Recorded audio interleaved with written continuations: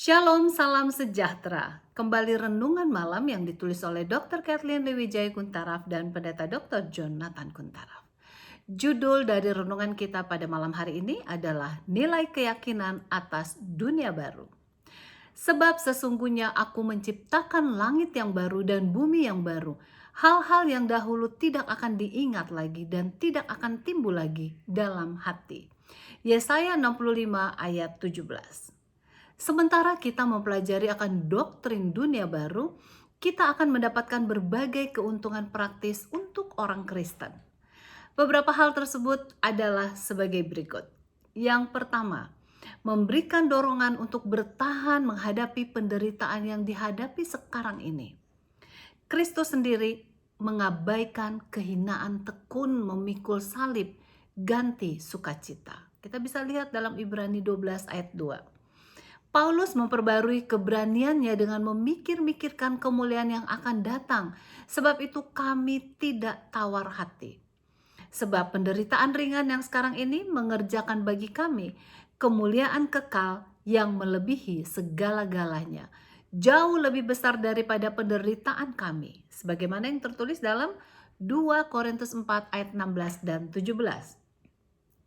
Yang kedua adalah membawa kegembiraan dan kepastian akan adanya pahala nanti di surga.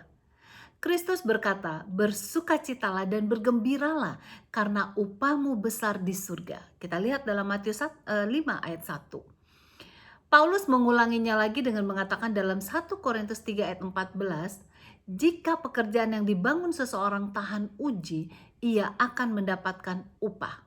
Nah, yang ketiga, memberikan kekuatan melawan penggodaan. Musa mampu menghindari kesenangan dari dosa dan semua keinginan akan harta di Mesir karena pandangannya ia arahkan kepada upah. Ibrani 11 ayat 26. Yang keempat, menyediakan cita rasa surgawi. Upah bagi orang Kristen bukan hanya untuk masa depan, ya, atau masa mendatang.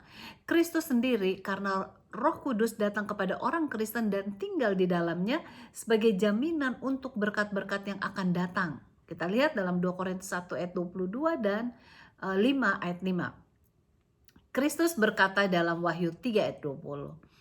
Jikalau ada orang yang mendengar suaraku dan membukakan pintu, aku akan masuk mendapatkannya. Nah, apabila Kristus datang ke dalam hati kita, maka suasana surga selalu akan menyertainya.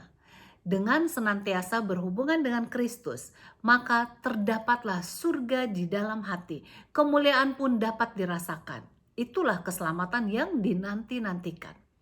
Dengan melihat semua keuntungan praktis sewaktu mempelajari doktrin dunia baru, maka kita dapat membayangkan betapa hebat berkat-berkat yang Tuhan sediakan bagi umatnya.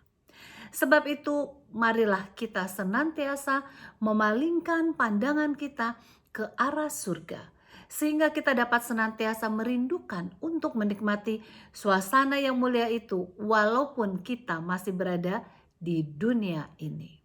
Tuhan Yesus memberkati.